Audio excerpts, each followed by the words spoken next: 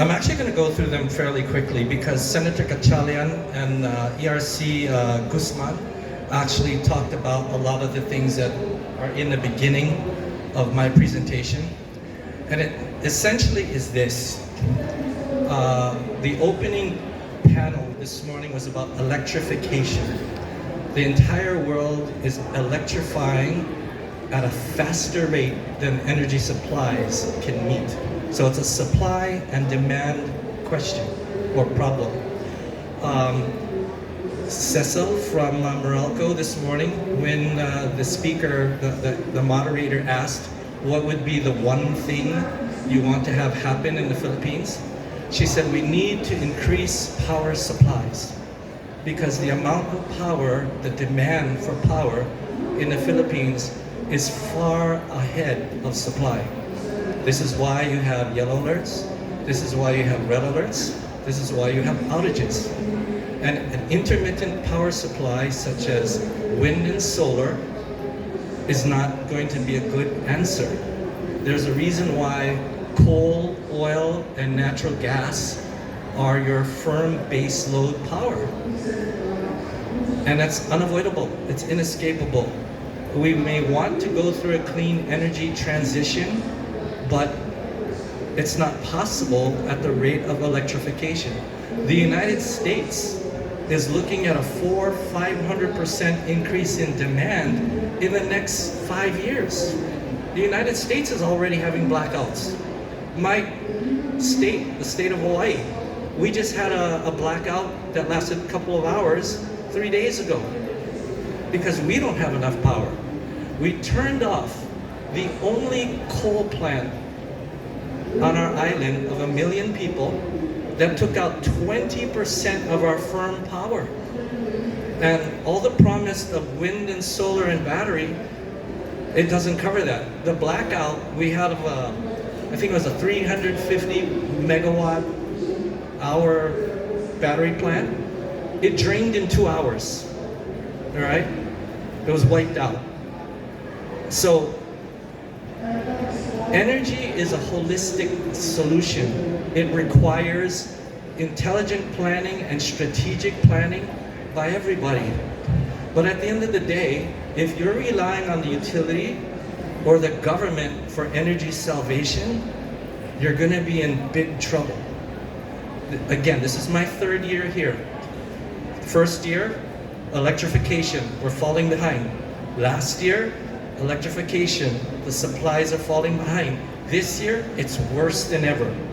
The opening panel, the moderator, who's great, Ruth, said, whose electric bill is going up? Everybody clap. Whose power reliability is going down?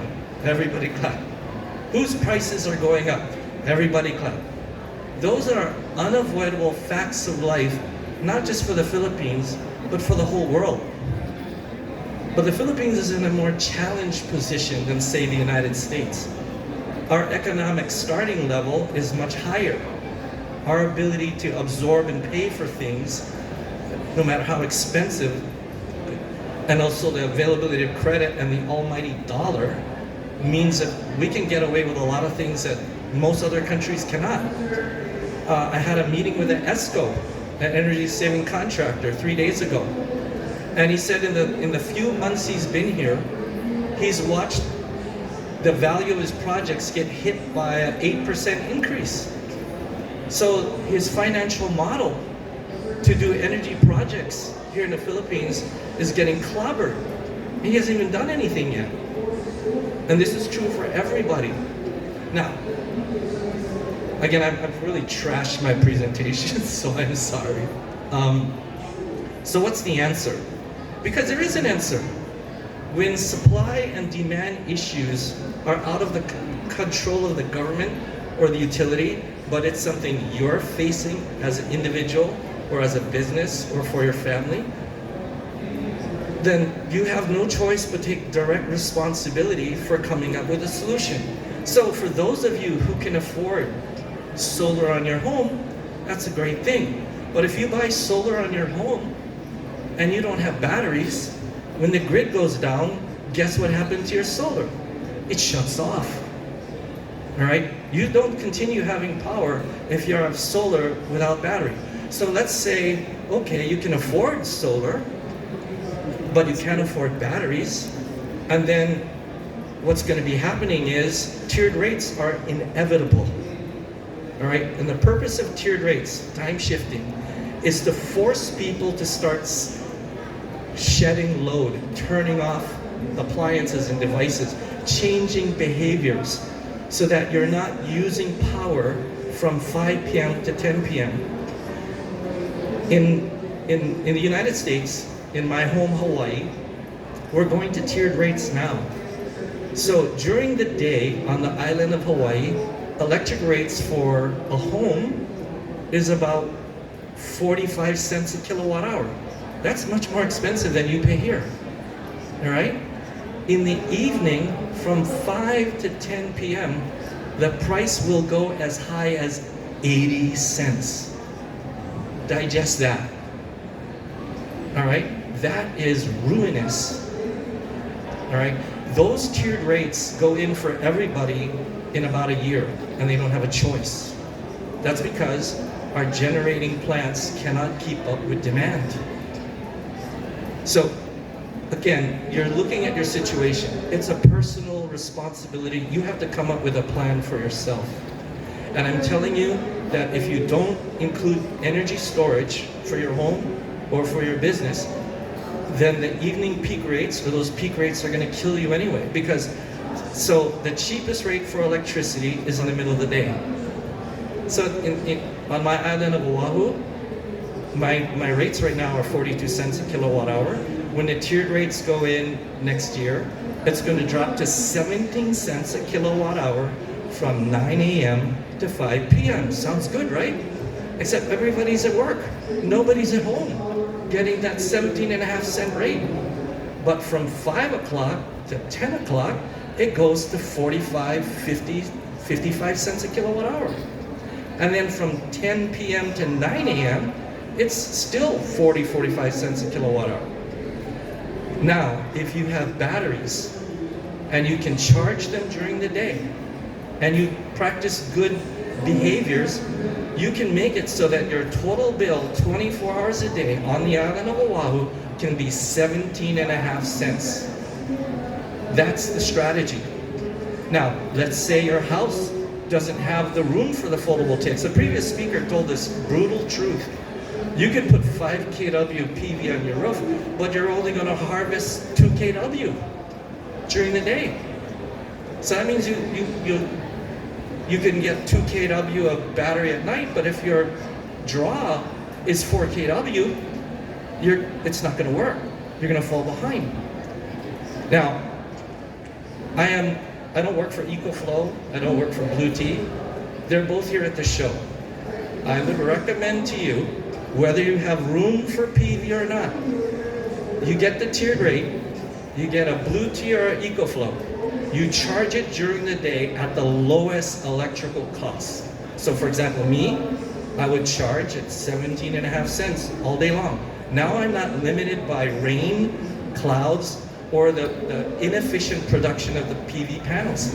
I can actually buy the cheapest power when solar and sun is running, and then I'll discharge it from 5 p.m. to 9 a.m. So all that money that would have gone into PV and all this other stuff, I'll put it into the batteries, the EcoFlow or the Blue Tea. You can, like I said, they're here at the show. They are the top 2 rated batteries of their type in the world. They work exceedingly well. Of course, one would like me to say that the other is better than the other, but let's just boil down to, can it help you actually save money? And in the event of an outage, your most important appliance is going to be protected. What is your most important appliance? Does anybody know? I'll tell you, it's your refrigerator. Food security, food safety, food preservation. And one thing about the Philippines is just, when I first started coming here back in 2013, I was looking at refrigerators and I was amazed. These are inverter refrigerators. They weren't selling inverter refrigerators in the United States. Inverter refrigerators are way more energy efficient. So a Blue Tea or EcoFlow backup power or power station will easily run your inverter refrigerator from 5 p.m. to 9 a.m. the next day, then you recharge. If you need lights or a fan, you can. If it's getting so hot that it's unbearable, you can buy enough battery to run an air conditioner. So that's one thing that you can address right now. Whether you can afford photovoltaics, go through the permit, get all the construction on your roof. Frankly, getting an EcoFlow or a Blue Tea is probably going to be more cost effective. The photovoltaic guys are going to throw rocks at me. I've been doing photovoltaics since 1999. The footprint, the life cycle, the fact that they actually start degrading over time. And here in Manila, you have acid rain. What do you think that does to your metal on your roof or your condenser in your air conditioner? It destroys it, right? So again, it's a supply and demand situation that you have to make a personal decision about. Now, while I've been doing photovoltaics and batteries longer than almost anybody here, I did my first ones in 1999, before there was energy metering and all these credits. Prior to that, I was doing UPS for data centers, batteries, transfer switches, backup power. So my familiarity with electric power and backup power and batteries goes back decades. And I'll tell you that there's no easy silver bullet, but there's a two-stage approach you should have for yourself, your family, or your business. Number one, become energy efficient. Make sure every device in your home, especially your most important ones, like your refrigerator, freezer, are new, in good condition, and are energy efficient. You can get one of those little kilowatt devices and actually look what the amp draw is. And when you get the amp draw on all your key devices, you can calculate how much battery you're going to need, or photovoltaics if you want to go that route. The other thing that's happening though is climate change. Now, whatever the causes of climate change are, I heard last month here in the Philippines, it was ridiculously hot, right? And when it's ridiculously hot, what happens? Electrical usage skyrockets because everybody's cranking up their air conditioner. And air conditioners are highly inefficient, they suck a lot of power, and most people don't understand that they need to maintain their air conditioner. What do I mean by maintain it? The air handler on the inside gets all gummed up. You need to make sure the coils are clean. The condenser outside gets all gummed up. You need to make sure that's clean. If you don't, it'll destroy itself within 2 or 3 years. Now, normally I don't do any advertisements while I'm up here circulating. Okay, who's this Nick Dizon? What does he do? I do not sell PV or battery here. I do it in the United States, but I don't do it here. Over here, it's a race to the bottom, and it's about the lowest cost. And a lot of people, it's the amount of education that you need to do to have somebody understand what they're really getting into is tremendous. And I don't speak Tagalog. So I focus on energy efficiency. So what I do is I do air conditioning energy efficiency. So since 2020, we've been putting what's called a SunTrack solar thermal panel on like a Carrier Split or a Hyundai Split or whatever the air conditioner. It can be on a chiller or a VRV, VRF. We cut the energy draw of an air conditioner by over 50%. Now, if you have an air conditioner on your home, let's say a Split, you realize that when it's hot and you turn it on, your bill goes up. And you try to minimize how often you run it. Even though the units here tend to be inverter units, most people use them wrong. When you turn on an inverter air conditioner, you know what you're supposed to do? You're supposed to leave it on during hot season 24 hours a day. Because if you turn it off, you're defeating the purpose of the inverter. The inverter is meant to reduce energy draw once the energy set point in the room or the house or the building has been met. But if you keep turning it off, you allow that building or house to heat up again. So as soon as you turn on an air conditioner, it's running at 100%, single speed, full amp draw. You save nothing. You need to leave it on 24 hours a day. Now, what you can do is when you're not home, set it at 25, 26C, right? And then when you can home, if that's not comfortable yet, you can drop it down to 24 or 23. But it's supposed to be on all the time. Now, we did an installation at the Department of Energy back in 2020 at their headquarters on a Daikin 4-ton air conditioner. That Daikin 4-ton air conditioner barely hits 3 amps every day, all day. The same Daikin feeding other offices is running 15 to 20 amps. And we have multiple years of live data. You can go to my website and you can see live data on 3 Philippine installations where the units are running at an EER orders of magnitude. So like we did a LG 4-ton split. It's rated at 4 EER, which is energy efficiency rating. You know what it's running with a SunTrack? It's running at 80.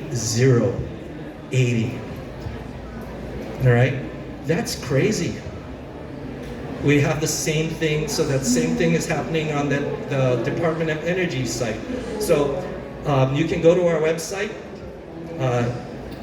nidonclean.energy, all right? And you can see live data on our website on those Philippine installations, also installations in Hawaii. So what does that say? We can cut your cooling costs by over half. So if you have this mentality of being extremely efficient with your air conditioning, with your appliances, and then you tie that to the tiered rates, time shifting, you can reduce your costs today without getting permits, getting contractors, spending $200,000 plus pesos to do a project. I'm sure you can get a Blue Tea or EcoFlow for a lot less. And all you need to do is charge it during the day, have your refrigerator and your other appliances run on it. You can leave them plugged in because it's programmable. It can be programmed to charge from the grid and or photovoltaics because you can hook panels up to it, and then you can program it to discharge through the night. That's the single one thing all of you can do now to address power costs. And obviously, if you have batteries, in the event of an outage, you have backed up power. So that's, in essence, what I wanted to present today, because this demand for power is always going to go higher. You ratepayers have not seen any renewable energy project reduce your cost. That's the same in the United States. That's the same in Europe. Everywhere wind and solar and battery have gone in, you have not seen rates go down. You haven't even seen rates slow down in their rate of increase, right? Less than 6-7 years ago, we were paying around 20 cents a kilowatt hour on my island. It's now over 40 cents, all right? And when they took the coal plant away, prices went up again. So right now, we've been on a steady, actually faster rate of increase, while power quality and reliability has been going the wrong direction. So our governments have strategies.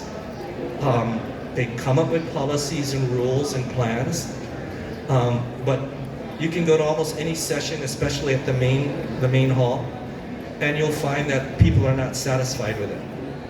And there's years of evidence to show that solutions aren't real. But it's not through lack of effort. The education of what renewable energy is and what the ramifications of it are not widely taught. The previous speaker, his honesty and detailed information blew me away. And so if you, I highly recommend you find a copy of his presentation, download it. My presentation, even though I'm not following it at all, it has a lot of similar information that's available as well. The one thing I would recommend everyone do is take a look at our website. When the website opens up, the splash page shows the Philippine Department of Energy with a report by the Philippine Department of Energy signed by Patrick Aquino, the director, a regularly quoted or interviewed person about energy efficiency from the DOE here in the Philippines. And he signed off on that report. That report is the closest thing I've ever seen to a government endorsement of our product, right? We don't have a booth here. We're not the cheapest solution, but one SunTrack panel, which is about 32 square feet footprint, is equal to 618 square feet of photovoltaics, right, in terms of power production. And it works 24 hours a day. So during the day, it's collecting solar heat. During the night, it acts as a pre-condenser. So we still are energy efficient even through the night. You'll see on our website that we have industrial commercial equipment like chillers, VRV, VRF, where you can actually see performance data, where EER, a carrier chiller with an EER of 9 is running at over 20. So we've doubled the energy efficiency of a chiller. So if you have a hotel, mall, this building, if it runs on a chiller, we can actually decrease the power drop by over 50%. So in a nutshell, that's what I wanted to present. Again, I pretty much blew up my presentation because of the previous speaker was so amazing. And I think many of you heard him. So at this point, I'm going to open the floor up to questions. You can ask about PV, battery, loads, anything, air conditioning. So, any questions?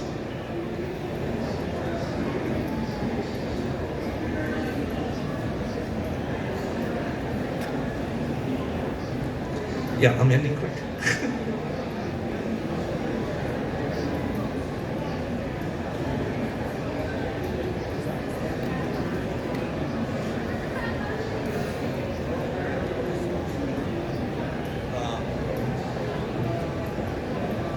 They say I've got 8 minutes that I need to burn.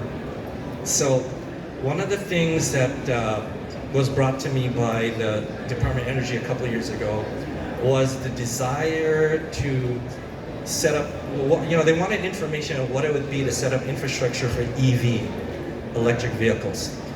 I've been driving either hybrids or electric vehicles for the past 10 years. I'll never go back to gas. The fact that I don't have to deal with a radiator, that I don't have to change oil, things like that. The reliability of an electric car is actually off the chart. And the reason why is an electric car is like a flashlight. What do I mean by that? A flashlight has a known load. The load on that flashlight never goes up or down. It stays in a fairly narrow range. The load on an electric vehicle is the same thing. It's designed to carry the weight of the car and an average weight of passengers or cargo. That's why Tesla, Leaf, those all work very, very well. But that's not how it is with battery storage for the grid or for your home. You don't know what the load is. When you design energy storage, so the previous speaker was, he ties the basis of the size of the battery to the size of the PV, not the load. What do I mean by that? If you're tying it to a grid where there's 1,000 megawatt hour demand, his little 2 megawatt hour they're going to have to throttle the output so that it isn't sucked up in seconds. You don't want that 2 megawatt hour pulled out right away. So they'll throttle the output, all right? Because it's minuscule. So utility scale battery, or so there's these applications. Batteries for photovoltaics or wind turbines are primarily to stabilize the grid interconnect, because the sun gets shaded, there's wind and rain, the power can fluctuate coming out of wind or out of solar. So the battery will stabilize that. But it's not going to provide power when the grid's down. So that's these different applications. So when you see all these presentations about energy storage, pay attention to what the application is. Because it isn't this panacea, super easy, silver bullet answer. It's very specific. When I've been doing battery systems, for example, for a home, we require the homeowner to list all the devices he expects to have on there and what his expectations of this solar battery system are. And you know what they all say? They all say, we want it to be as if we're connected to the grid. And you know what I tell them? I hope you're rich, right? So we charge for a home in Hawaii over 150,000 US. I say, if you don't have 150,000 US ready to go, then we can't do this, right? And if they tell me that they're gonna put a Tesla or an audio e-tron electric car on it, guess what happened to the price? Phew! Just skyrocket, because they expect to charge the car. And when do they want to charge the car? At night. So then they see the projected proposal cost and they're ready to faint. And I say, look, I can't count on you to be intelligent about how you manage your power, because you expect us to be like the utility. Well, we can be, but it's going to cost. So the reality about energy storage is it's expensive. One of my good friends who did a presentation here earlier, he was talking about a 35,000 cycle lithium titanate battery. Now we all know that lithium titanate is the bomb, but the minimum buy is 1 megawatt hour at $1,000 per kilowatt hour. We sell batteries at around, for homes, at between 350 to 700 a kilowatt hour. He won't even talk to you if you're at a megawatt, unless you're at a megawatt at $1,000 a kilowatt hour. So the previous speaker was giving you really great numbers. I'm letting you know the real cost. And it's something most are not prepared for. Anyway, thank you for your time. I hope you all have a great show.